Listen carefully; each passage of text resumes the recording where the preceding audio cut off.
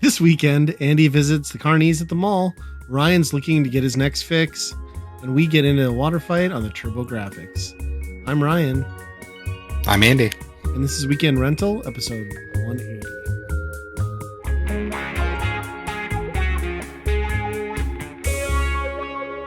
Well, back with another one. One of those fun days where we landed on a direct or a major announcement, and out of nowhere we landed on what might be the best Nintendo Direct that I've seen in like the last 2.5 years. And it appears that there's more to the end of the Switch than because we've talked about how it's just abysmal. Like, what's coming? Nothing's coming. Turns out, a whole lot of shit, especially if you're an RPG fan too. Right. Did you catch the whole thing? Yeah, I did. Yeah, it's kind of crazy. I mean, I thought the first thing that they went with was probably going to be the game for the year, right? Right. Like, it was Mario and Luigi, a new Mario and Luigi game, which in 3D. Great. Yeah, great. It still looks kind of like a 3DS game. Yeah. Like it seems like a mobile game that kind of maybe was bumped up. But I don't know. I mean, it had like, I think it's maybe looks somewhat that way just because like the colors are still kind of muted. It's still almost like pseudo coloring book style. You know, yeah. Paper Mario, 1,000-Year Door sort of stuff. Yeah. Yeah, I did not expect that one. But that one's not coming out until, is it 2025? Or is that this year? I thought it was this year. Okay. I thought it was this year yet. Yeah. That one shocked me because those have been like cult classic games and they've never been on a home console. I mean, if you call the Switch that. Right. And well, to have what is that? This is the 4th Mario RPG then on the Switch? Because they did an origami one, right? Yeah, and that was remake. and then the remake, and then I guess RPG. Mm-hmm. Yeah. Yeah, so it's and 3 of those have been this year, so it's within a year. So it's surprising that they were like, let's go back to Mario and Luigi without, maybe getting too much of that style of RPG. Well, I can already tell you that this is going to be the game, right, for this console that you need to buy because this is going to be the one that people sleep on. It's going to have a low print run relatively, and it'll just get, it's always like that last RPG. Yeah. Especially, or last, like, kind of, middle of the road interest, I would say. Like, usually it's a Kirby game, but I think this is going to be it. Yeah, it very much could be that. Or if they sneak a Fire Emblem in at the end again. Yeah, that's true. I was really surprised too that they weren't doing like kind of the lazy route that they've been doing and just doing like a remake of stuff. Because it seems like that's been their kick to keep the thing, the Switch going. So when, they started showing it, I was like, oh, this is just like a reimagined version of, one of them. And to see what the name I hate, Brotherhood, right? Or no. Brothership. Yes. It's terrible. It's a terrible name. It's weird. Yeah. But to see that they didn't do that was great because then they did like the laziest, cash grabbiest unveiling later on of like a port of that Donkey Kong Country Returns from the Wii and 3DS. Sure. Just like, and then to just name it HD. They literally just put HD at the end of the title. It's just like, holy crap. That thing better not retail for more than, if it's, I mean, they don't do 40, but if they do more than $49.99 and this gets a full 60, I'm going to be pissed. Yeah. Tropical Freeze, when they did that was full 60, wasn't it? Yeah, which is funny because it was a $40 game on the Wii U. It was like a discounted title. Went down to 20 at some point. Yeah. Yeah, and it was a select at some point. And that, I'm excited that game's coming over too. Like that one deserves like a graphical overhaul, but you know, I'm surprised that it wasn't over here already. I kind of figured it would have been, but right. Yeah. And then tons of RPG stuff for people that wanted it. All those Dragon Quest remakes. They're porting Stray over, which that was like the big PlayStation 5 and PC game, right? Which that game is perfect for a Switch audience, you know? Oh, exactly. Yeah. So that's cool to see. that one farming game where you like grow monsters into like Pikmin or Pokemon or something like that. Yeah. That was wild. It was just like, okay, we're converging on one singular popular genre now, and here's your game. Yeah, it was nice that they didn't just, have like a montage of like 10 farming sim or like Harvest Moon ripoff Yeah. games this go around. That Metal Gear Wave, not Metal Gear, Metal Slug like Wave tactics game looked really weird. Because like they already have like that tactics game coming on. This is like a card system. Oh, that's not the same one? I thought this. No. No, that's right. Because the Yeah. other one is a grid-based tactics, isn't Right. it? So this keeps the 2D side scrolling visuals, but you're doing like full frontal like assault with like your machines. And then they're like, well, it's out today. I haven't looked at the price, but I'm curious on that. It's weird that they're doing that with the Metal Slug franchise. Like, not only are they like, doing something that appeared to be more like an Advance Wars, but then they do something kind of completely out of the realm with this in such a short amount of time. Yeah, and cards being like the mechanic that just replaces kind of the same. I mean, it looks similar, very much what the game looks like, right? Yeah. Yeah. Except cards are just your attack instead of a button. Right. So it's kind of like a less cool version of Metal. I don't know. It's still interesting to me. I also loved that we're getting like a Looney Tunes sports game that literally nobody asked for. Like that, I guarantee you'll be in bargain bins around the globe. Yeah, that I wonder if that's like supposed to be somewhat of a remake, because there was a Super Nintendo game that was like that. Oh, really? Like Okay. Looney Tunes Sports or something. Yeah, that one didn't impress me. Any RPGs that you were like super excited about? I know there was like a lot of stuff.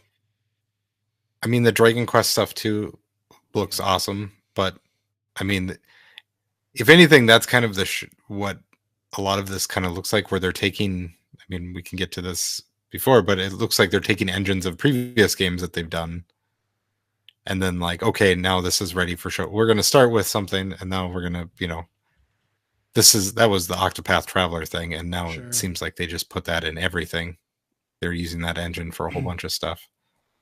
That Square like Final Fantasy Universe game thing that looked interesting.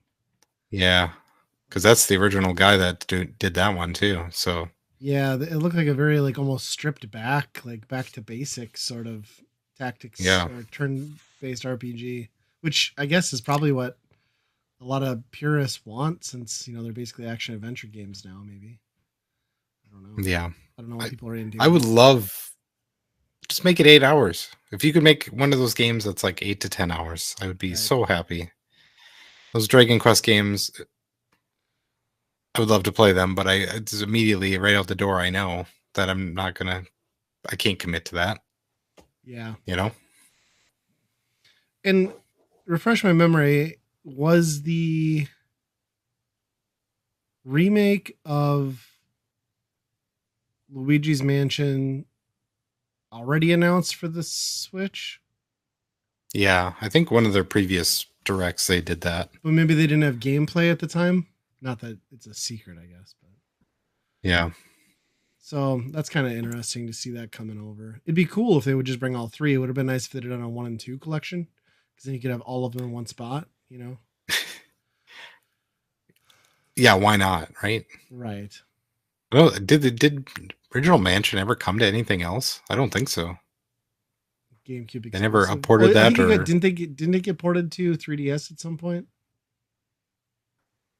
Oh, maybe. Yeah, you're right. It did.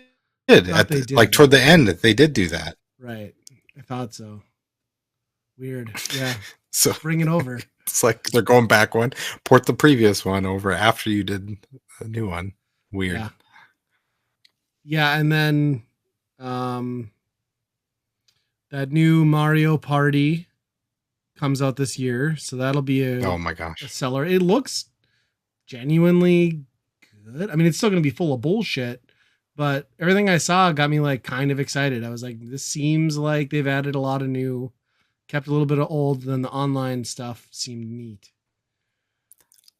I'm furious about this because like the last one, the Superstars, where they touted it as if it was a collection of all the old stuff, right? Right. All the old boards, all the old games. And they added nothing. I don't think they made a single update to that thing to add more boards or games to it, No, which and it it was was like, so that's what you limiting should be too. doing. Yeah, it was so Yeah. There's limiting. hardly anything in it. Yep. So now Yeah. to bring out a new one right away, and then on top of that say, oh, here's a couple other boards from old games. It's like, oh my gosh, you guys, Right. Yeah, why did we I you don't feel burned me like on we that needed one. 3. Well, I guess they've been very heavy in putting those out in other generations too, but like 3 over the course of this system seemed like a lot to me. We'll buy it for sure. I mean, I'm we always have a fairly good time until somebody rage quits or cries because they got dicked over by the random award system at the end. But Oh yeah. I wish there was a lever that you could switch that off. yeah, well, yeah, That because would be the you're best part. usually punished for being the best at the mini games and strategizing the best. The person who puts the most effort in to get the win is always the person who loses, almost every time. Right, right, So right. it's Because they bullshit. landed on the most red spaces or something, or Right. whatever. Yeah. Yeah, that was a weird one. There's that Capcom collection that's coming out too with all Oh yeah, all the the Marvel games. all the Marvel games and the Punisher games. So you get one beat 'em up. I own the arcade one up, so I have most of these. This one doesn't Yeah. appeal to me, and I'm not a fighting guy, so the Punisher would be the one I'd want to play, which I already have. Mm-hmm. Um, I'm sure that'll come out at the $30 price point, just like the last one did, which is totally worth it. So that was cool. I saw a lot of people online excited about that. Um, Finally, it does exist. We got it closed with the gameplay trailer for Metroid Prime 4. It looked really good. A lot going on. I question how smoothly that's going to run frame rate wise because I've never seen the Switch It be able to did. push that much action. I don't know if they've. I guess I mean it's in the Switch show, so it's probably going to be on the Switch, but I don't know if it implied that it was specifically for the Switch. Well, right. It's It's 20. almost certainly going to be for the next thing, They right? said Too. 2025. I don't think there's a way that they won't have a Switch version of it. I think it will. Yeah. I think it'll be a dual. I think it'll be the Twilight Princess of Breath of the Wild. Yeah, Breath of the Wild, not Twilight Princess. It'll be the Breath of the Wild. Well, Twilight Princess was that too, I guess. But I think that's what's going to happen, just because so many people have been wanting it. I could be wrong, but Yeah. I guess either way, I'm just happy that it finally exists and it seems to be far enough along in development at this point. Yeah. It definitely looked sharper, and at the same time, it looked a lot like that remake that they did of Prime, right? So, Right. like, I feel like they kind of started with that Yeah, I and wonder if built they off didn't that just grab that engine and use that as the litmus test and then build upon it. You're probably right. because it didn't look like there was anything wildly different. No, the only thing I noticed was it seemed like it was very heavy on, um, more intelligent enemies, or it almost felt like more like that Metroid Prime 3 vibe, where it was like it leaned more into what a Halo fighting the Covenant felt like, more than like the traditional world of the earlier games. And I could be wrong because it did kind of end with Samus being out in a big open environment, which would be cool to see Yeah. if there's like I would love to see this one have sections that are just more open space because they've always been Yeah. very tunnel like, which I Yeah. guess they kind of have to be to keep the core feel of like what a Metroid is. They're supposed to be maze like, but It could be interesting for like a true open space, or at least yeah, a huge hub world, at least. right, right, That would be cool. yeah, it would be Yeah. cool. Yeah, the one villain that they showed with a couple of Metroids just hanging out by him, that Mm-hmm. it's like, okay, this is cool. Mm-hmm. And then the star and surprise of the show think everyone's pretty excited, is that Legend of Zelda. What's the name? Echoes of Wisdom? Is that what it is? Yeah, sounds right. And looks really cool. It looks like they took the art style and base engine for what was Link's Awakening remake, but then did away with the horrible like screen to screen shifting. I mean, that made sense for that. So now it's more like a open scrolling top down Zelda, but with that art style. And since Link is the one in peril off the get go, you get to play as Zelda for a change, which is neat. And then it kind of like fundamentally changes the way you get to play the game. And it's almost like they use that as almost the excuse to blend, you know, Breath of the Wild, Tears of the Kingdom, game breaking, choose your own path, create your own path into a traditional top down style of Zelda, Zelda game, which I think sounds awesome. It looks That's really the cool. part where I'm really interested in see how they do that, because it can go one or two ways. I think you could do it where Breath of the Wild, Tears of the Kingdom, especially, where it's build your own solution type thing. Yep. You have everything and the tools are there, but also you could just have. I mean, they're not going to let you copy everything. There's going to be only specific things that you're going to be able to copy, and then are they just using that as the replacement of here's the tool for this dungeon, Right. This is the table dungeon, I don't know. Yeah, that very well could be. I mean, I have a little more faith that they'll make it more creative than that, but you never know. I mean, you did see them using a lot of the same thing, right? Like, I don't know how many like bridges I saw made out of like beds, but maybe they're only showing you early gameplay too. So I just think it's really cool because that was announced and it's going to be a pretty heavy hitter and it's coming out in September. Like how they kept a Zelda game under wraps like 3 months from release is wild to me. It's amazing. Yeah. It also explains why we didn't get DLC for Tears of the Kingdom, because they didn't want to have to step on this thing's toes, I'm guessing. Yeah.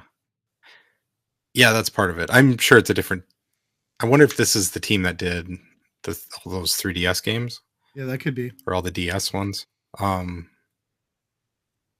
Link Between Worlds is one of the best Zelda games. So if it's those guys doing it, yeah, and this is their new game since then, I'm pretty excited. I mean, Link's Awakening is fine, but I mean it was Link's Awakening, so. Right.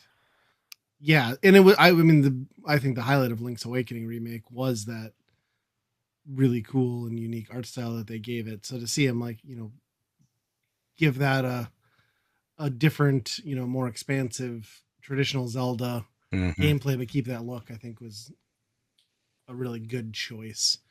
I also am really pissed that they're doing an exclusive Switch Lite variant for it because it looks so good. At the end. I don't need it, but it's like, God, I think I have to buy it. I don't need it, but it looks so cool. Yeah, I know. So we'll see. I know. And that's to do that right at the end of the system too is like, right. Oh, come on, guys. Yeah. So we'll see if I buy that or not. If I do, it's going to be one of those things like I'm going to buy that. It's going to be new old stock and sit on the shelf because. Yeah. But it's cheap enough, $200. You know that the thing will be worth like $350 in 5 years and we can't buy it anywhere. So we'll see. We'll see. I might do it. Match my OLED Switch. Zelda version. Yep. Any other? Yeah, that was. Any other nuggets you saw that was kind of jumped out at you? Oh, let's see. Nothing that really made a huge impact, I guess. But yeah, I gotta say that's probably the best Nintendo Direct in many years, which is crazy that we're at the end of it. Yeah, this is where you should be expecting all the remakes and the ports and stuff. Yeah, they really did a good job of like filling that what seemed to be void in the second half of this year for Nintendo. I mean, Mm-hmm. they probably would have been wise to bring some of this up sooner so that people didn't think like, okay, Tears of the Kingdom is, the swan song game. There's not really much big coming out. We're kind of done. Because yeah, I'm impressed. I'd be more impressed if I was an RPG guy, but I still think even not being one, I think this is a good last year to the Switch. I was surprised at how much stuff though they did announce that was just like coming 2025, even like from third parties and stuff. Because it's like, man, Yeah. you'd think they'd be just getting as much out now. I mean, unless they're really not planning on launching the Switch successor until the holiday of 2025. But everybody's projecting it's going to be that second quarter, first quarter. Yeah. So I don't know. I suppose Yeah. if it's backwards compatible, does it matter? No, definitely, probably not. That was the one thing I was gonna. I mean, it has to be backwards compatible, right? Like, It'd be are stupid not to. are we going to see in 3 years where they're porting over Princess Peach Showtime and all this Right. to the new system? You know? Well, just because it was on the last system doesn't mean they still won't port it, I suppose, right? Yeah. This is the new version, the enhanced deluxe. Yeah. I really hope it is backwards compatible. If it is, I'm buying that MIG switch and dumper, and I'm just like loading that thing up with all my favorite games just so I have one card. You know what I mean? Yeah. Because that would be handy. I'd like to not have to carry a bunch of cards with me that I can lose on the couch or my son can lose. And then you can eat all the ones that you have. That's true. I hope they have the same bad taste in the next one. So. Mm-hmm. So yeah, I mean, it was cool. It was nice to have something to be genuinely excited about, and I saw 2 to 3 things that I am genuinely fired up about in a year that I was fired up about nothing on any console. So it's cool. And the fact that it's all relatively. I mean, sure, Metroid is next year, but Right. I don't think anybody was expecting it next. I mean, No, I think especially really, not like show gameplay. yeah, I really thought it wouldn't rear its head again until the next console was out. So Yeah. but yeah, I mean, we'll get the NES World Championships, we'll get Zelda, we'll roll right into Mario Party, we'll have all the other stuff coming around holiday. It's a strong it's a strong holiday for them. It's it crazy. really is. Yeah, I mean, there's stuff to put under the tree for sure. Yeah. And then basketball and Wii Sports for some reason because who gives a shit. How do you? I'm sorry, but how do you not like have that stuff in there? Right. I think that was why there. Are you updating sports? Hey, did you buy this yet? We know a lot of you didn't buy it yet. Have you bought it yet? We're gonna give you basketball. You should buy it. Yeah. I don't know. Well, what about that Xbox event, like the Xbox showcase? Did you catch much of that? Yeah, I watched it. That was the one that I was like, okay, they won this whole like faux E3 thing. Mm-hmm. After I watched that, because I assumed Nintendo wouldn't be bringing anything. The problem I think with Microsoft's though is that those things were still a long ways off for the most part. Like they didn't have anything that were like coming next month. You know what I mean? Yeah, that's true. I mean, granted, it was cool to see that they remembered that people liked Fable and Gears of War, but like maybe you just shouldn't let those things languish for years and years and years. Yeah, it's just encouraging to see that their first party stuff is actually coming together now. Sure. Because I mean, they bought all those studios, and they've got nothing out of them for the most part. So it's good to see that they're actually like have projects with actual stuff being shown. Yeah, and most of it was gameplay. There wasn't a lot of just video like they've done in the past. Yeah, and it was nice to see some of those things we were hoping for, as far as they're standing, Phil Spencer standing by his whole day and date with Microsoft games on Game Pass, the fact that Call of Duty is going to come there. I mean, that's the only way I would ever get back into a Call of Duty game is if it was on Game Pass, because I just not going to plunk the money down. So it's cool to see that. I do wonder what that's going to do to the Call of Duty market, I think a lot of people still play it on PC and PlayStation over Xbox. So I wonder what that feedback's going to be. That's going to be the real litmus test for them. I think it's like Activision like If lives on that. if they can really market it where people aren't on Game Pass, and you can get the new Call of Duty for $1. Right. Yeah, that's Yeah. true. Yeah. Get your 1 month trial. I wonder what that game will look like though, if they'll have way more microtransaction shit in there to try and make up for that. Yeah. I could see that. Yeah. So was it Hmm. what was like the major stuff you were excited about from the Game Pass one? The Indiana Jones one looks amazing. I'm pretty excited about that one. What else? That South of Midnight one looked pretty interesting. That Yep. kind of had like the Spider-Man kind of animation to it, Yeah. but in like a Cajun setting, kind of. Pretty excited about that. Fable, I'll play that. I'm ready for a new Fable. And that's the fourth one? Yeah, this will be Fable God, it's been a long time since 4. I don't know one if came that's what out. they're naming it. Yeah, 360. Yeah. Middle of 360. What was the other one? There was Perfect Dark looked really good. Surprisingly. All right. I know I'm going back here. Can we talk for just a second about how dumb that fucking move from Nintendo is about the Nintendo Switch Online, where they're doing a dedicated N64 17 plus, and the two games that are coming to it are Perfect Dark and Turok. Like by today's standards, those are baby games. You know what I mean? Did they have to break that Right, out right. for 20-some-year-old M-rated games? Come on, man. Yeah. I don't get it. There's way worse stuff in your 99-cent store. Yeah. Some anime game that you're downloading for demos off of for free, and there's no no warnings on it.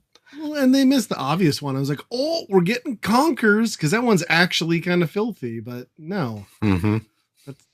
Maybe we'll get it one day, but yeah. Maybe once Microsoft makes a new Conkers game, they'll be like, we gotta promote it on the Nintendo guys too, because I feel like that's the only reason why they would do it. Yeah, because they're trying to boost up the hype for the new Perfect Dark game. Yeah. So the new one, this will be the first one in the series since that one launched on the 360. Is that right? Mm-hmm. Yeah. Okay. Yeah. This has got ridiculous. There's a lot of like it looks fast, kind of like a Mirror's Edge. Oh. Kind of look to it. Okay. So I'm pretty excited about that. Did the trailer lean into like multiplayer much, or was it more like a single player experience? I'm trying to remember. I want to say it was mostly story stuff. Okay. Yeah, I mean, I could see that. I don't think outside of the first one, I don't think multiplayer really was a major component to the last one either. Yeah. At least it seemed like people weren't that into it. Yep. Interesting. But yeah, they didn't, usually the Microsoft one was kind of like the lately has been more of the indie showcase. Sure. Because that's what they had to do to fill out the roster, but there really wasn't any of that. It was big games after big games, I suppose they've bought enough big companies now to do that. But I was gonna say they needed that because they've been buying and showing nothing for it. Yeah. Essentially.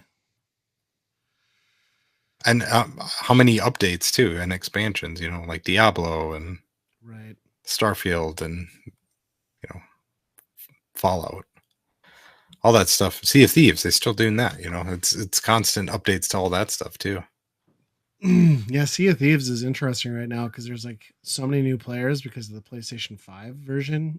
And like, so much shit is like glitched too. Like they've worked on patching most of it, but I played it again recently and like still some random stuff happens. Like you just like won't be able to put stuff from your personal inventory into the storage bins at all. Like it just doesn't recognize it. Or you'll like That's kind of walk and then your skin glitches and stuff, and like you're a skeleton for some reason. Oh, it's really weird. Well, that can happen. I mean, I've watched enough Pirates of the Caribbean to know that. That's true. Did you walk in the moon? Maybe that was part of it. That was probably part of it. Yeah. Yeah, it's cool to see what that game has turned into. Like I kind of have gotten to the point where I've come full circle on that game and I genuinely enjoy it now. Like I think it like I'm not gonna sink like it's not gonna be my everyday game, but like I really have fun when I jump in there at this point. So what drives you? Because to me that was it was fun to me, but there was no progression to me. So like that's the part that I didn't feel like I was gaining anything. But now like the stuff that you're doing is rewarding enough, basically. Yeah, I mean I have fun with it. Like I do a lot of gold hoarders stuff, so it's mostly just like how big of a run can we get in, like in a session one night. Because like I'll usually jump on with my buddy Tom, and we'll go for like 3 to 4 hours. It's just like how much can we crank out, and that's kind of the fun. And then like sometimes you'll pick up the side treasure things that you'll pick up off a skeleton while you're doing another mission. My cat again, cat, go away. So yeah, that's kind of been my motivator, but I don't spend any of my money either. Like I've got I don't know, I got like 2 million gold. But it's just fun to like get those runs. And like the last time we did it, it was awesome because we had this huge haul, and then randos like spotted us because they were gold hoarders at the same level we were, so we're visible on their map. And we spent like the last 40 minutes just like trying to outrun them and like lose them and like be able to offload and get our gold. And we finally pulled it off, and it was just like, oh man, we earned that one. So that's always fun. But yeah, that's pretty rewarding. Huh. But yeah, there isn't a deep loop. I think it's just if you got somebody that's pretty good at playing it and just sitting there BSing and having fun. I kind of get into like the the treasure hunt maps. Like I hated it at first. I was like, this really sucks. Like I just have to like try and suss out where this treasure chest is and like dig it up. But I've gotten good at it now, so I think that helps. And I'm starting to learn where more islands are. Yeah. Yeah, I suppose knowing the map helps out a lot. Yeah. Yeah, my buddy knows like where everything is. Like he'll see like 1/3 of a shape on like those like partial maps where you have to collect enough pieces, and you're like, I know that island. Like we're going there. I'm like, oh my gosh. I'm like, all right, let's do it. Wow. Yeah. Huh. So that's fun. And then it was Pride Month, so I had to put the Pride flag up and the flags up. Yeah. So yeah. Oh, also, you ready for this? World of Warcraft. New expansion for World of Warcraft. Yeah, I've heard that's pretty close to coming out, right? I think. Yeah. I just want them to say that World of Warcraft subscriptions are included in Game Pass, and then I will play it. Mm-hmm. That's all I really want, because I don't hate World of Warcraft, but I don't play it enough to justify putting money into it. And I know that you can grind and get gold now to pay for your monthly subscription, but that requires more time per month than I'm willing to give that. So yeah, it's kind of like a battle pass situation now. You're saying like basically you can pay once and keep going. Yeah, it's theoretically possible as long as you can grind enough. But I'd love to see some of the other expansions, but that last time I installed it and started playing it, I was just like, no, because it's free to like level 19 now. And like I mean, it's like level 8, and I was like, I'm done with this.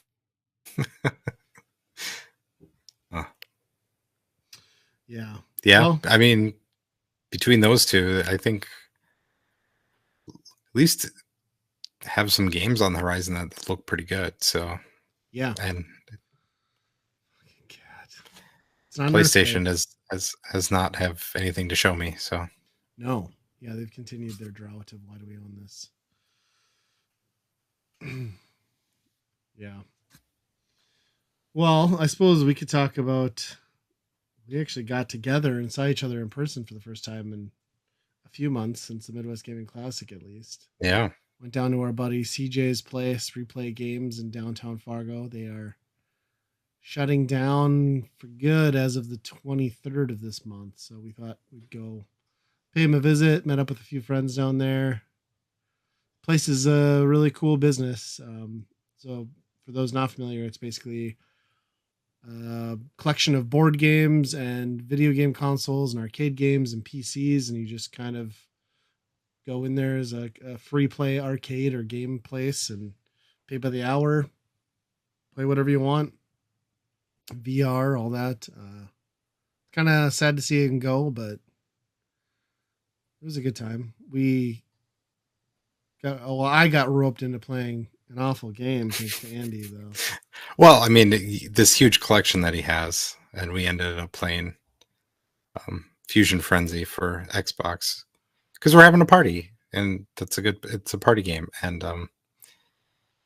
the computer on easy basically, I think, shut us all three down. Oh yeah, most of the time. It was such bullshit. Half those games were bullshit too. Like, it's just such a crappy game. It really sucks. There's like 30 mini games and 3 of them are fun. Yeah, and a lot of them are derivative of other ones too, you know, where right. The same could be said for Mario Party, but at least they put a coat of paint on everything that makes it feel so much different. Yeah, this feels like a collection of those like BK games that you just like rotate through. Yeah. Like a little bit of like, because it's hard to even be competitive with it. It's like when everything's like a 2-minute round. Maybe there was some other modes we could have played where it's just like, you know, challenge mode and it's over like however many random games pop up. But yeah, it's a lot of like half-baked ideas wrapped into a pretty crappy shell. Yeah. None of them really controlled that well either, because there are a decent amount that have direct control, and yeah, it was not amazing. Yeah, at some point we just stopped playing altogether because it just wasn't worth it. We were just sitting there BSing. So yeah, I got to be a late night. Yeah, headed over to your house afterward. Oh yes. So I got to see the garage arcade. Yes. Were you impressed? Was it everything I? Oh man, I am. Yes, I'm thoroughly impressed. Like the whole experience. Like I felt like I had to pay after. I take sexual favors. Just. That's what that couch is in there for. Oh. Yeah, that's right. I'll get an air mattress in there. That'll be the next enhancement. I don't know. A skee ball table might be fun. Oh, that's true. I don't think I could hold my weight, but. Yeah, that was. Yeah, I'm really impressed. You really decorate it really well too. I mean, between the things that you picked up and the stuff that you've collected over the number of years, it's pretty cool. Yeah, thanks. I was glad you got to see it in like its newest state, and it was like actually clean then. Now it is an absolute disaster because we're heading on family vacation for a week next week and going camping. So I've like staged all our camping gear in there. Plus I bought a trailer that I've been fixing up to haul some of that stuff. So that's in there. It just looks like a dumpster fire at the moment, but that's a problem for us getting back from vacation. So yeah. But yeah. I sometime I will have to find like maybe in the fall when the weather's not so bad, like just do like a random Friday or Saturday night and just have everybody over and just fill that place out. Yep. Yeah, that'd be fun. Make some pizza, or I guess I can get Domino's. It's right down the street.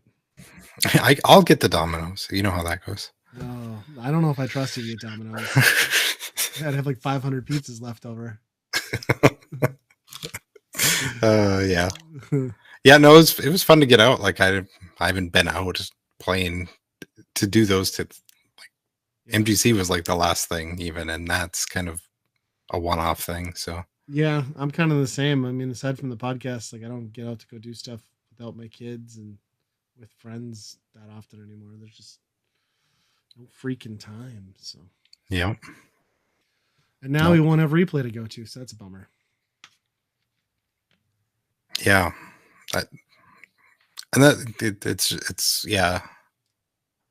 it sucks that there's not like a way to make it keep going, through sell the business, but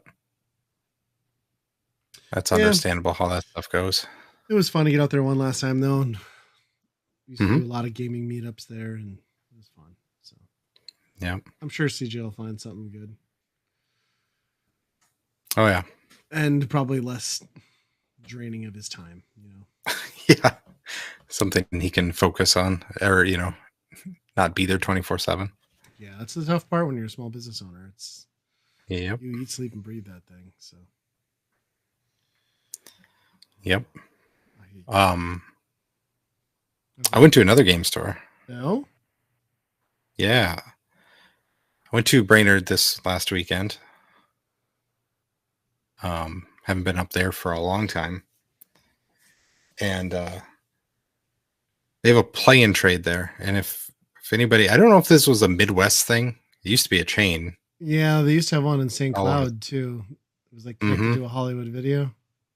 Yeah.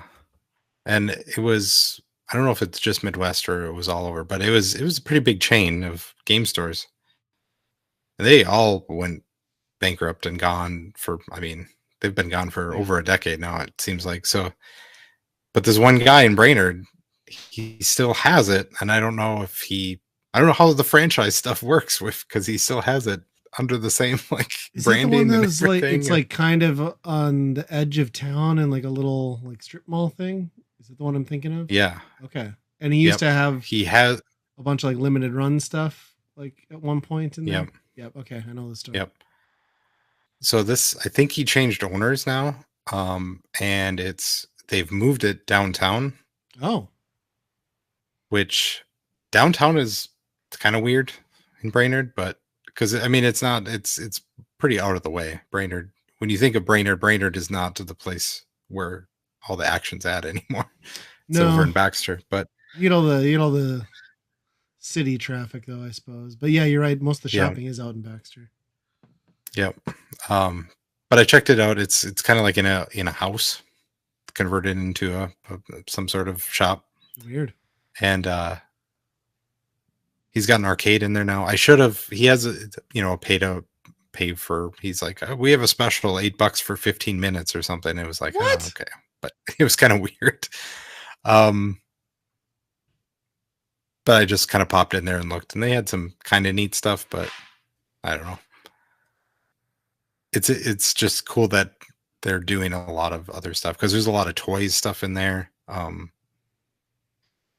the crazy part is he has like mannequins up in front of just like straight up like outfits from a whole bunch of 80s movies. Oh, really?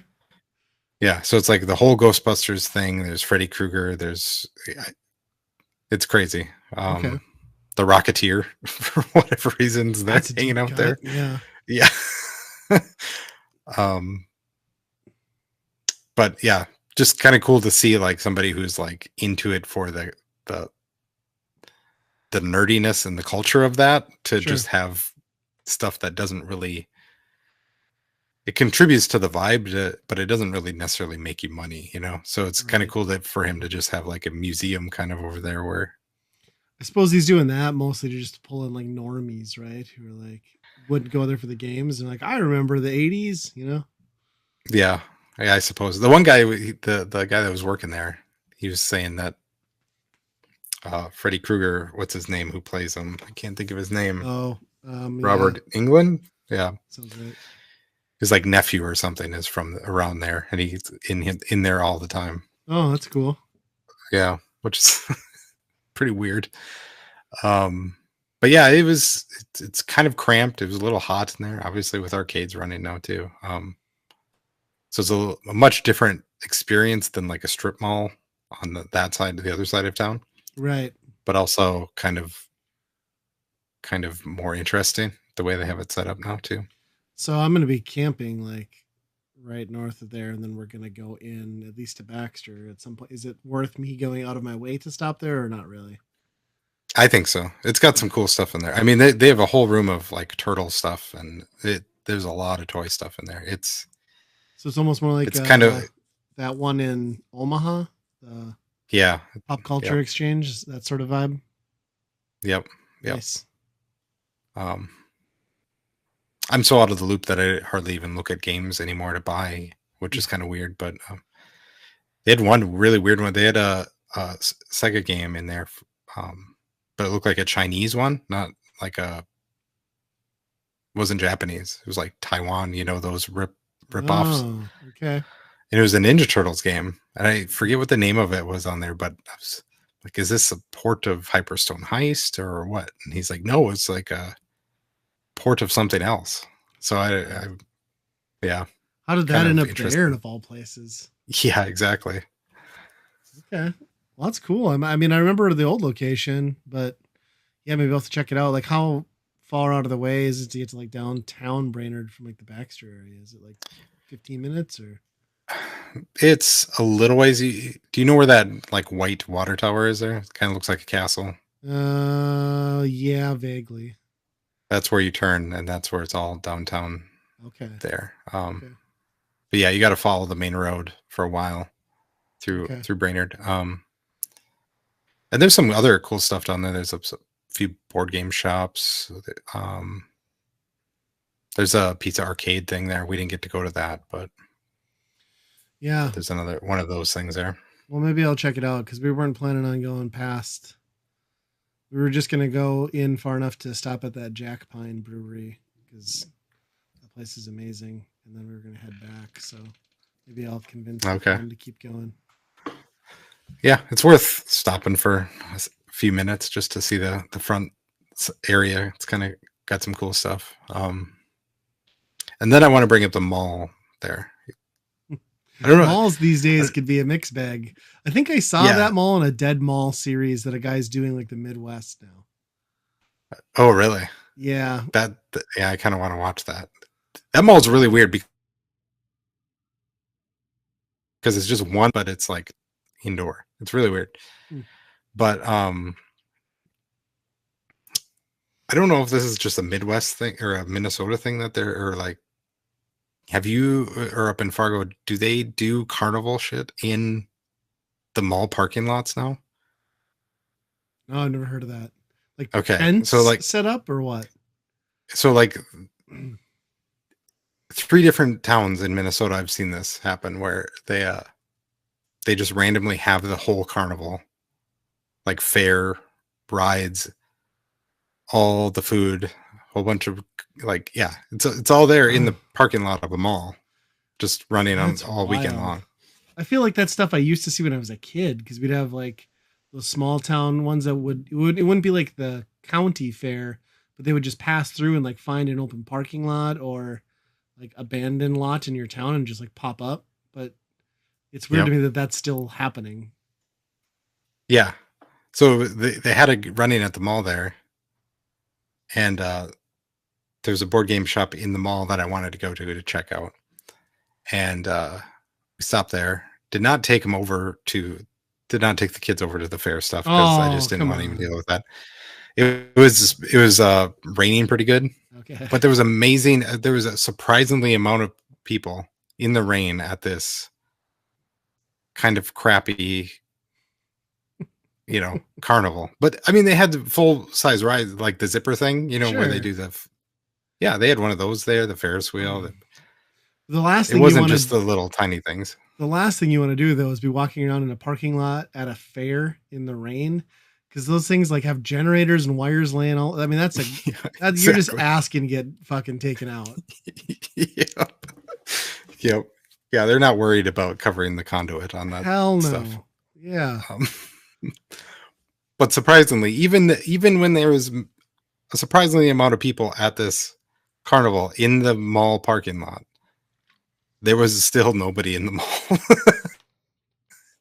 That's crazy. I would think that would be the whole point is to have people, be there when it's raining to be like, oh, well, let's go in the mall. Yeah. There's still nobody in there. Is the mall basically just like pretty desolate? Do they have any anchors left or? There's a Dunham Sports, which is like in every mall now. Sure. I don't know why they like malls so much, but it's cheap. Other than that, I think Joanne Fabrics was like the other big. big thing.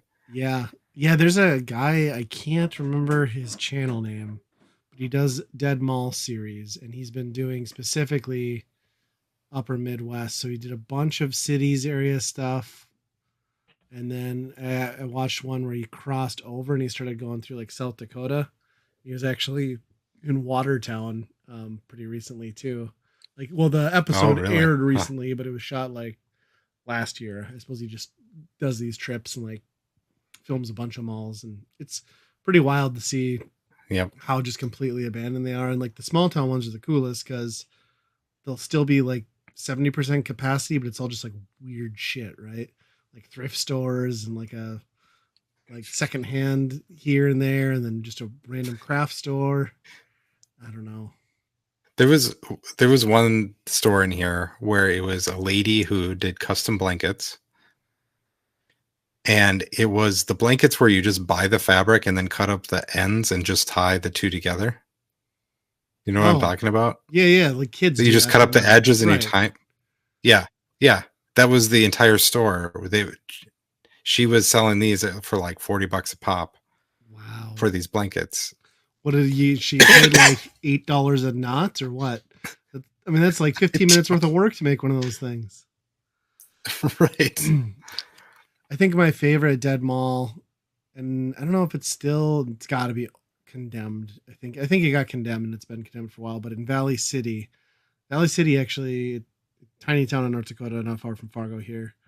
Like, I don't know how many thousand people, but they had a tiny mall. That mall went under, and then for a period of time, they converted it all to a dollar store, and it was the 99 center. So then it was just like this massive sprawling dollar store with like different old storefronts being like, like this is the kitchen 99-cent stuff. This is like clothing. It was so freaking cool. You just like wandered around for days in there. It was all cheap garbage, but it was cool. Yeah. It must be. There's enough like empty stuff still in areas that it's like you would think you would still want to just take whatever money you can get to fill it out, right? Right. But there must Right. be some tax off or write off like threshold that doesn't make sense to do that. I don't know. Yeah, and I don't get what's up with the mall in Fargo here that just more or less thrives like for what a mall is. I mean, I would say it's kind of like got to the Mhm. point where it's like a third like boutique local stores now and not so much chain stuff. But you compare that to the one in Grand Forks, which is another large city in North Dakota, directly north of us, and that thing is dead, like 100% dead. It's got a Shields in it. It's got a food court with like one thing and a pet store, and that's, I mean, it's I think dead. I think the growth of Fargo probably outpaced the growth of or the decline of Yeah, the mall. Because I mean, normally if Fargo was that size when malls were big, they would have built maybe two of them. way bigger. You know? Yeah, that's true. Yeah, and I suppose it depends too. I mean, it's got to come down some of it down to like property management and ownership. Like they must actively work to like try and make it a good. Because Mhm. I mean, for Christ's sake, we're getting a new anchor store. Like that shouldn't even be possible. Like Right. I mean, Herberger's went out of business and like it sat vacant for 3 years and they found a new anchor. Like I don't know how that works. Like every department store seems to be going under, but that mall is adding one, which I Yeah, don't know. that's kind of nuts. Yeah. So at least my teenage or almost teenage daughter now gets the mall experience of getting to like go wander there and do the food court. Hmm. I mean that's the dream, right? That's what malls are made for. The Roger Maris Museum. Yep, my dog's mortal enemy. Have I ever told you that? So there's this park next to my house, Lindenwood Park, and then at the entrance of it, there's a memorial to. This isn't part of his museum, which is in the mall, but there's a memorial, like commemorative memorial thing with a Roger Maris like big framed photo, and then like some words and stuff, and like a big concrete thing. My dog hates it. He like will walk by every time he looks over, sees Roger Maris, jump scares himself, and then just loses his shit and starts like barking at him like he's gonna like kill Roger Maris. And it's happened consistently since he was just a tiny puppy. And every time we just laugh our asses off. It's so great. He's such a dumb shit dog. That's hilarious. Huh. Must be just like the face he's making on the photo or something. Yeah. Huh. Yeah, and I think it's the fact that it's like appropriate adult man size, but then it's just like at the level that he's at, because it sits, I don't know, it's lower to the ground, but it's so funny. He just gets so defensive and just an idiot. Huh. Yeah. Well, that's my my adventure out of the house, seeing things, fun. My sights that did you guys just go do something for the weekend, or did you have something you had to be in the area for? We had to make a Costco trip. That's pretty much how it went. How far is it to Brainerd for you guys? It's about an hour and a half or so. Okay, so it's really the same. Maybe. Oh, yeah, it's about the same distance. I want to say it's like 5 miles difference or something like that. Okay, nice. Did you buy lots of bulk items then too? Oh yeah. Yep. Costco is not getting cheaper.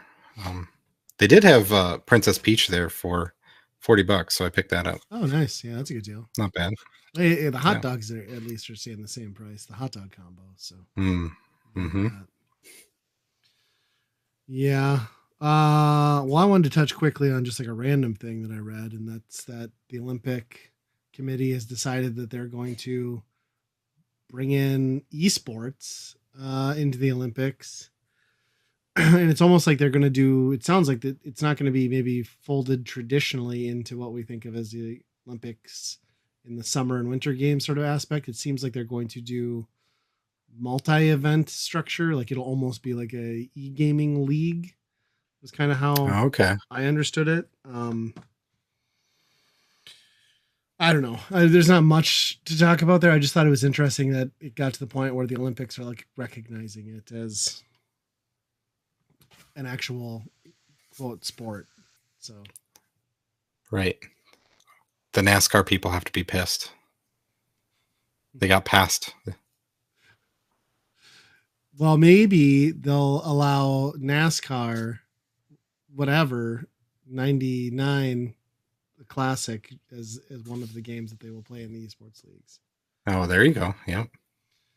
Yeah. Yeah. I wonder how that works. Like, is it like, most of the like swimming sports, it's like whatever the breaststroke and the backstroke and all this stuff. Is it like going to be that for different games where it's just like, this is Fortnite, this is Valorant, this is League of Legends? You'd think it'd have to do with like kind of the standard set, right? Like they're going to do League of Legends, they're going to do Fortnite, they're going to do Rocket League. You would think like that's kind of what they're going to have to stick to. I think the interesting thing is like the funding thing, right? Like, because the Olympics basically works off of like getting sponsorship deals and like having those teams and those people do ads and get those sponsorship dollars in. So I just wonder like how lucrative that can be to sustain that. Yeah. Will it be too much of a drain on the Olympic Committee to justify its existence long term? Because it's everyone talks about how none of those esports leagues are profitable. So right. And yeah, is it enough of a draw to get the professionals in there, right, to play it? Yeah, and you're gonna get Nike making like gear and like chairs and like gaming, like I don't know what's gonna happen there.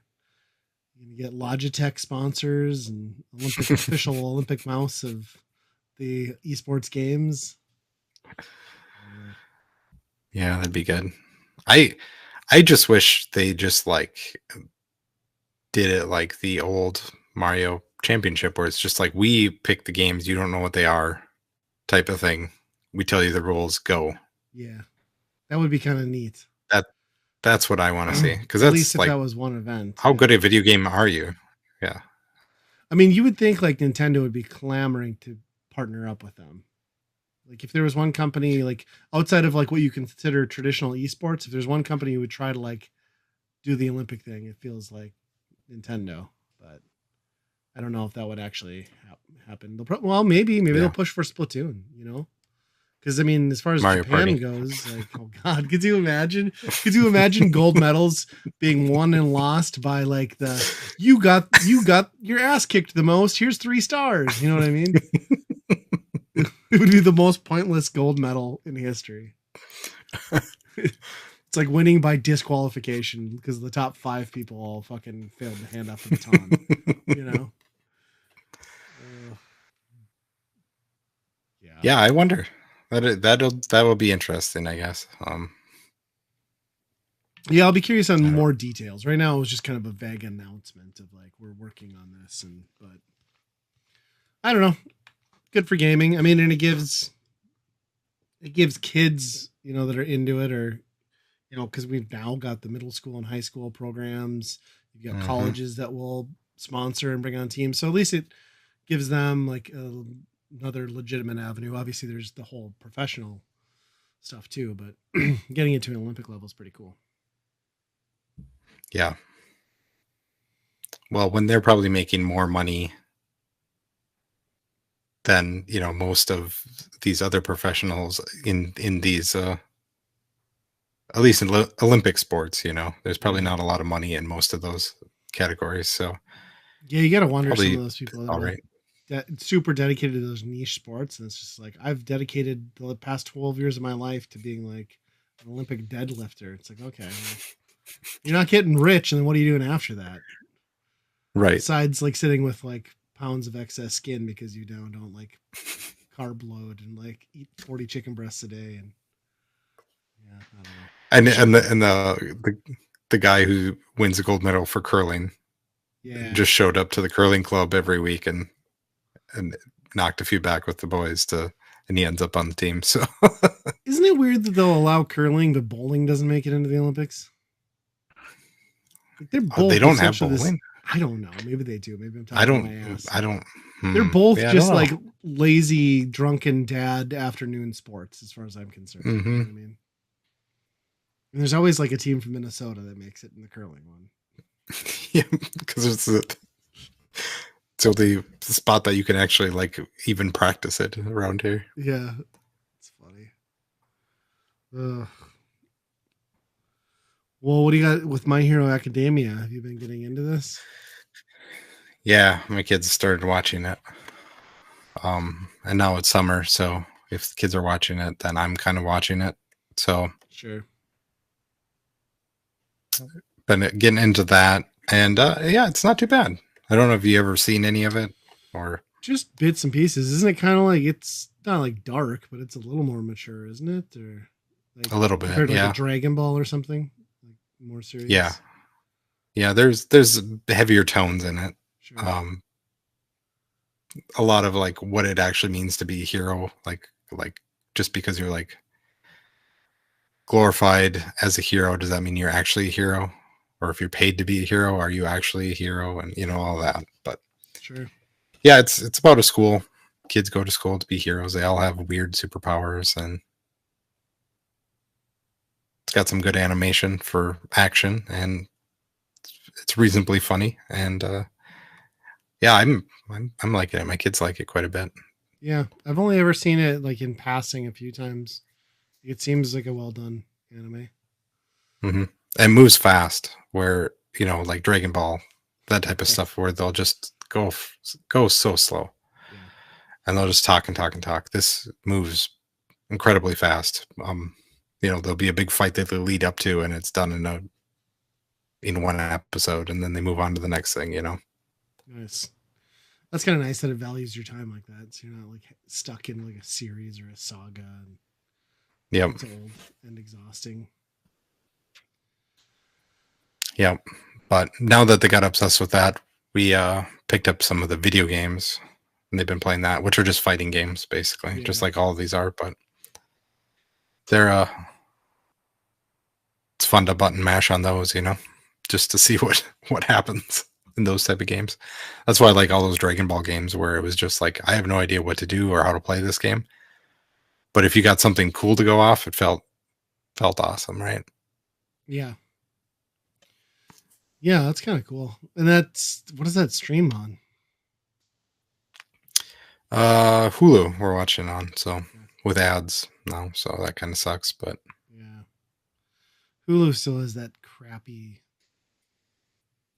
volume jump in ads too, which I don't understand because they passed that legislation that said you had to balance it. Has it not gone into effect yet? I don't get it. The worst thing I hate about Hulu is where they'll spend 15 seconds of your ad time asking you which ad you want to watch. Yes. Like, which one would you like to watch? It's like, at this point, you wasted 15 seconds of mine. I wished you would have picked one and we'd be halfway through it. Right. Yeah, because they're both awful. It's like, which version of shit do you want? Like, Yeah, I don't it's all the same brand too. Right. So it's 100%. Yeah, that is annoying. Ads are out of. I'm getting fed up with ads. I was watching on the baseball website, MLB.com. They have like a little tracker of like what's going on in the game. You know, something cool happens, they'll upload the clip of what play. So I wanted to watch this one. It's 22 seconds long. I click the button, ad pops up. Like, okay, this is how this works. You get one ad, you watch the thing. Yep. First one's done. It goes to another ad, and then I see up in the corner playing 2 of 8. What? For 22 seconds. These are 30-second. That's awful. I was just going to bitch about how bad Netflix was, but that's worse. The Netflix thing is pissing me off because they added that with ads version, which should be Netflix with ads. But more and more, we're running into, you can't watch this because you have ad subscription. Like, fuck you. Like, the fact that I can't watch AMC stuff or certain movies, that's bullshit. Like, I'm paying for the same platform. Yeah, that was not what they came out with. No, when they pushed this, right? And I'm sure it's because of the agreements they have with certain studios where they're like, no, we let you run our product and you pay us a fee. You don't get them to also monetize it and not cut us in, you know, which I get. But also, just this is why they fucking watch it. Yeah. And the ad stuff on Netflix is actually probably one of the best in the industry because sometimes you don't get an ad at all. Yeah. Sometimes it's like one randomly somewhere, you know, they're pretty light on ads overall, but yeah, in comparison, that's what we ran into. Yeah. Greedy bastards. Well, are we at staff picks time? Mm-hmm. I think I forgot to come. What do you got? One. I got nothing. I'm gonna think of one. Will you do one? Okay.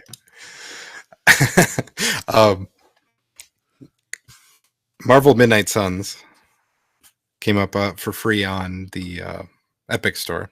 Yep. So I downloaded that, popped in there. It's the developers of Civilization, which I'm a longtime fan of that series, which I guess 7 is coming now too. That'll great games. Be another time sink. But this one I just kind of passed over because I think it like was kind of mixed reviews, and then it dropped in price so fast that I was like, ooh, that usually means not a good thing, right? With games, or that you're published by Ubisoft. Either way. Yeah, that's true. But yeah, I even have a sealed copy on Xbox that I'm like, I'll get to it sometime, but I don't know why now that it's on free for Epic. It's easier to download. I just play it. And yeah, I've kind of gotten a little obsessed with that game because it is very much that one more turn, one more thing, one more day. It's not what I expected at all. I thought it would be more of a tactics, and it sort of is. A lot of it does have to do with position, where you're positioning in your units, but it's a card game that turns into attacks, just kind of like the Metal Slug thing that we were talking about earlier, where they're all on a platform, you know, but you're choosing your attack to do. And there's some things in the environment that you can use to damage. I'm having fun with the core gameplay quite a bit.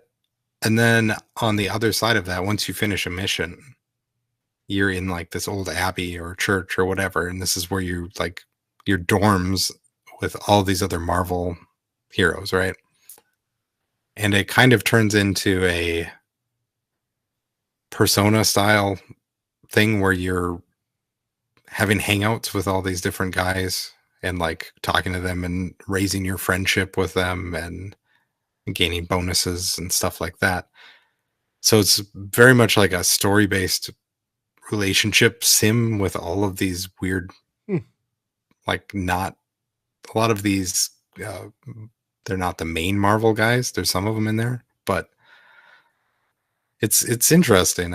I was kind of surprised that I would say half of the game is that you're just kind of, and then there's a huge map that you wander around and try and find secrets and pick up things too. So That's a lot there's a lot different more than what to I it. thought it was based on like the trailer I watched. Right. Right. Cool. Yeah. And to have that like strategy thing, and then also there's so much more. It's kind of got a lot of that XCOM stuff where it's like, oh, you've earned another like thing that you can build that, you know, makes another meter go up a little bit better, or upgrades cards better, or makes your friendship better with this person. And so there's a lot of meters that are always going to be like one step away from getting the next thing. So it's really hard to find a spot to be like, okay, I'm done for the night. Sure. You know? Yeah. Next thing you know, it's 2:30 in the morning, and you're screwed for the next day. Right. It's definitely been some two in the morning things happening here. But yeah, I was kind of surprised. You know, just I figured the developer of XCOM and Civ would be very bland and like very strategic. I'm not, but this is. I'm working on, you know, getting Blade and Captain Marvel to get hooked up. They're It's a weird combo. They're showing interest in each other, and you know, they're kind of like shy and they don't really want to talk to each other. But there's some tension between these guys, so I'm kind of facilitating this relationship there. Can Captain Marvel be turned into vampire, or is that not possible? Ooh, That would be. But then Blade would have to kill her. I guess that's true. I mean, he could make an exception. Yeah. There was one pretty long. There's so much writing and voice work in this game too. Like everything is really voiced. It's crazy. Every conversation, every hangout you're doing.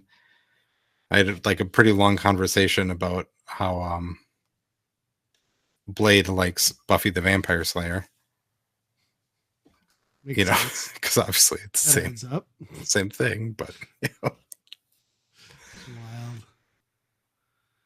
Wild. Well, I guess I don't know what I have for a staff pick. Have you tried that new limited time coconut Dr. Pepper? Coconut Dr. Pepper? No, I have not seen this. It's pretty good.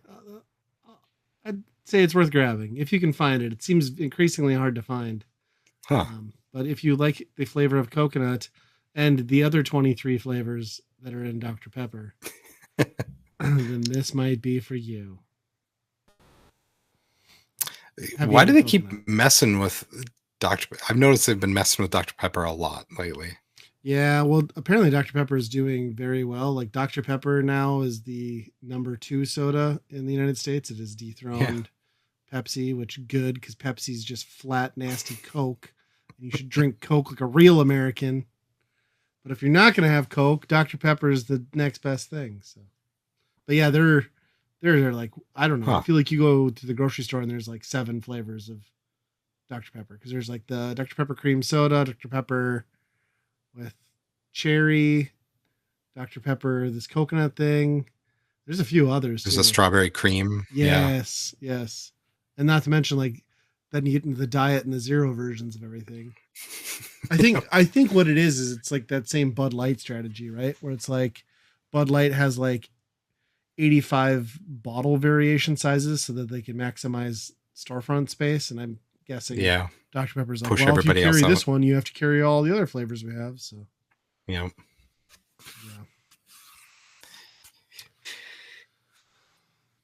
I like Dr. Pepper. I mean, I don't drink much, as I was just going to say, I don't drink much soda anymore as I drank a Dr. Pepper on the live or the camera tonight. But It is a good occasional soda. So yeah.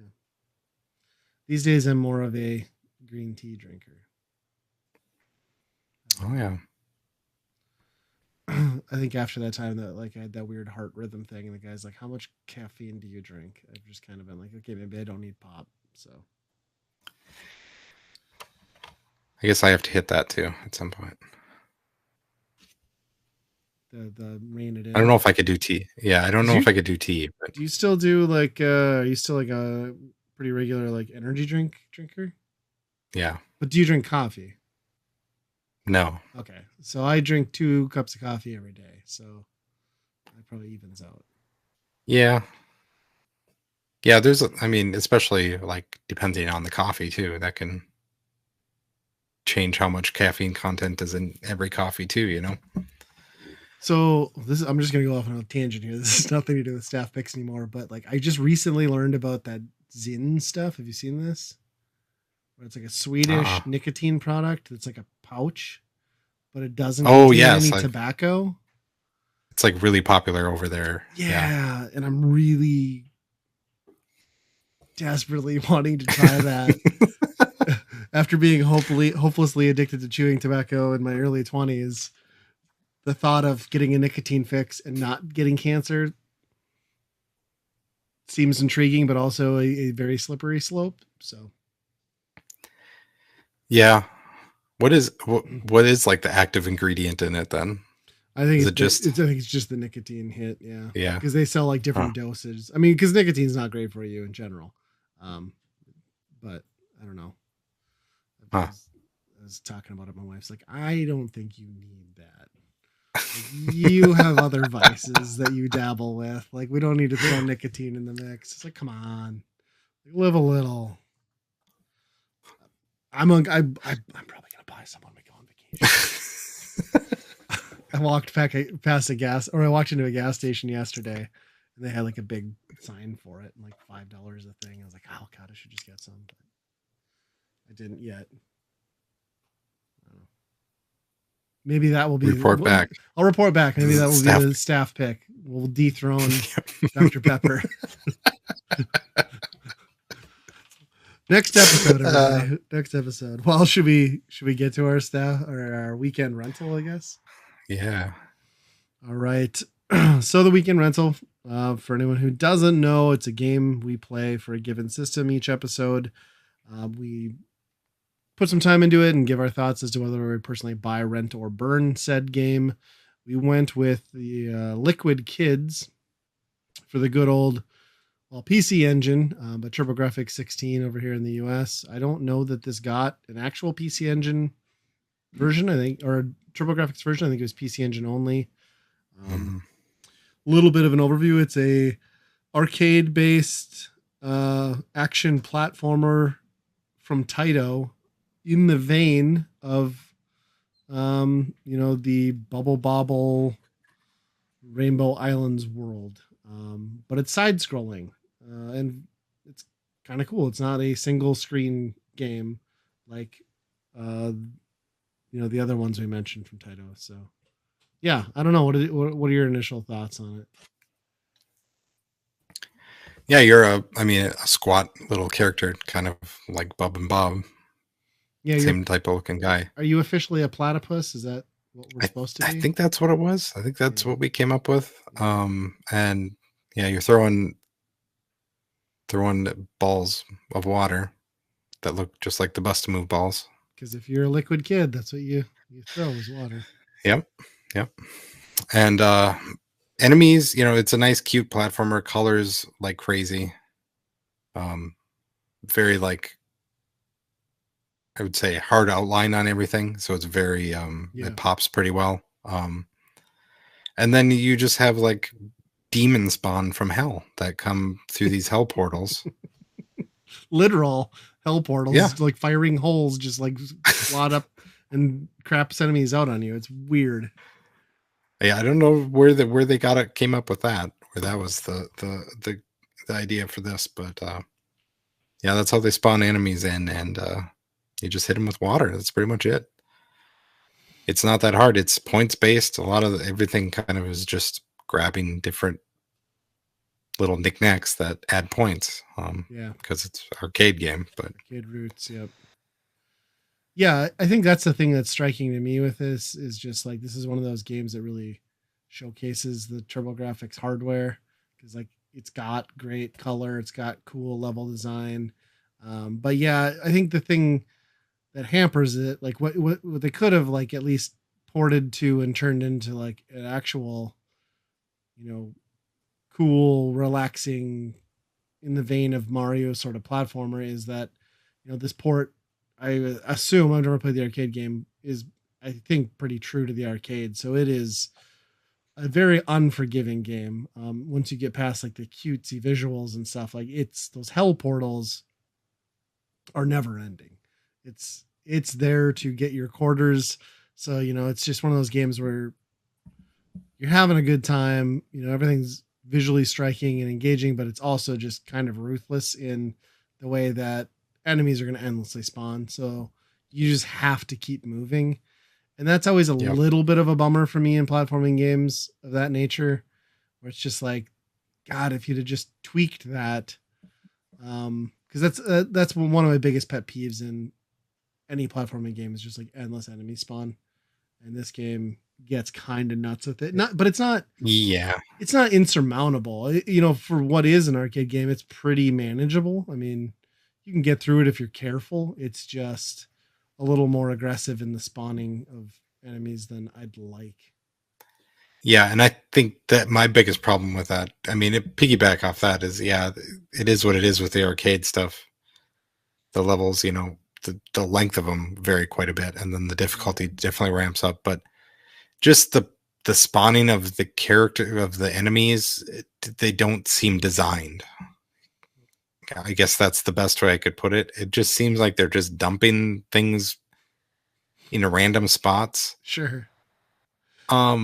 Which is weird because the rest of, you know, there's some things like there's a water wheel early on in the game where you have to like throw water over the water wheel to fly yourself. So there's like some physics kind of like thought to put into this type of stuff. And then right. There's just portals where they're just dumping things randomly. Sometimes they're not even like, there's not even a way that I'm not sure how they could have hurt you in the first place. Yeah. I don't know. They're not randomly dumped. I mean, I don't think they're picking random spots to dump them, but sometimes it feels like it. I don't know. Yeah, they definitely didn't put the thought into enemy spawn as far as like level design overall. It's like they built a level and they're like, well, we got to throw some enemies in it. Where like, say, like a Mario or to a lesser extent Sonic will have like this bad guy spawns on this location or is holding to this location, so that if I time it and jump it just right, you know, like I can get to another area or a shortcut. Or there's none of that level of detail into that, which I would second that. I do think like maybe those hell portals like spawn within like a certain area of a level, but I think it it's is random. It might be random. I mean, they definitely seem like certain enemies definitely seem to spawn only in certain areas of a level, but like I wonder if it's consistent every time, because it would seem like if we clipped out of an area a little bit and then went back, like that portal would come back, but it wasn't always spawning in the exact same spot. Yeah, that's true. Yeah, and then the difficulty isn't necessarily design difficulty. It's just kind of like we're just dumping a shit ton of guys on you that you can't Right. really necessarily throw fast enough, you know? Yep. Yeah, especially that last level we played fully through on the stream where you're in the pyramid and like there's really tight corridors and those enemies took multiple hits, and when you have a spawner on each side of you, you're just basically screwed. Yep. So it's like you have to keep punching forward, otherwise you're done. Yep. And I didn't see too much of the difference. Maybe it doesn't damage, but the faster you throw, the more you throw, the smaller your ball gets. Yeah. That you're throwing. Right. And at one point it got bigger, so I don't know if there is a power up in this game. I must have grabbed something. I'm not sure what it was. Yeah. But I think that was the only power up that I saw in this game. Yeah, I think you're right, and that's kind of worth noting. Like for a platformer, it's lacking in that regard. Like your gameplay mechanic never really changes because there's nothing to change that up, or no invincibility, or no um, even like special stages or anything. We didn't. Maybe there is some of that. We didn't run into any of it. But No. the biggest thing with this game is just like all Taito stuff in that vein. Like the presentation is just great. Like it's super cute. This Yep. seems to have like a really cool level to level design, different areas and themes and stages, and the fact that on some of these levels, in between, you get to pick which version of that stage you're going to. That's a neat touch. I don't know that I've seen it in other games. Like you think, I always think I compare this very heavily to like Blue's Journey for the Neo Geo. Yeah. It feels the most similar to me. I mean, they're pretty wildly different, but Mm-hmm. both being Colors like and everything. and being based around arcade platformers. Yep. Yeah, I don't know. Everything else about it is really cool. It feels like it's like 70% the way to being like an unforgettable platformer, and it just doesn't have that last little nudge. Yeah. I do want to bring up one cool bit I thought was really neat was they do have some sort of timer underneath this, like level time. Um, but instead of just like having it on screen and then once you reach 0 you just die, this seems to have some sort of like jester enemy that Yeah. kind of floats around trying to come after you. Which is cool that it's like, well, yeah, you're punished because you're slow, but Yep. theoretically you could master yourself out of this, Yeah. Yeah, and um that again is lifted from like Bubble Bobble and games like Snow Bros. mhm, You've got those guys too, so it's kind of cool, like a yep, throwback to the single screen puzzle platforming roots, kind of. yep. Yeah, yeah, and sound design's good. I mean, Taito stuff always is. I don't know if there was anything that was Mhm. like nothing was super memorable to the point where like I was humming it after I played it, but it was all good. I really like the character design too, like that little like cutesy platypus thing, or whatever it is. I don't know. It Yep. looks like Bubbly And the Bob, and the but it's not. and the butts that have umbrellas. It's That's good too. okay. Yeah, that enemy was a little disturbing. There were some very weird enemies, like and those bombs with like the giant lips were just creepy Yeah. as hell. I mean, I don't know. There's some definite oddball Japanese influence, I think, in some of that, Mm. and maybe that's the one thing with this game is like the enemy types didn't seem cohesive within the shell of this platformer. For the most part, I felt like the Yeah. bosses fit, but I didn't feel like a lot of the enemies just felt like they were lifted from something else altogether. Yeah, they were just kind of there was no real theme to them. Even like when you went to like a pyramid, there's wasn't anything like really Egyptian, really. So Right. yeah, Yeah, it's weird.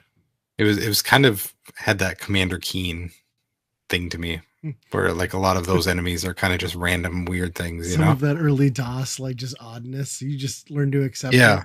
Yeah. Yep. Yeah, I can see that.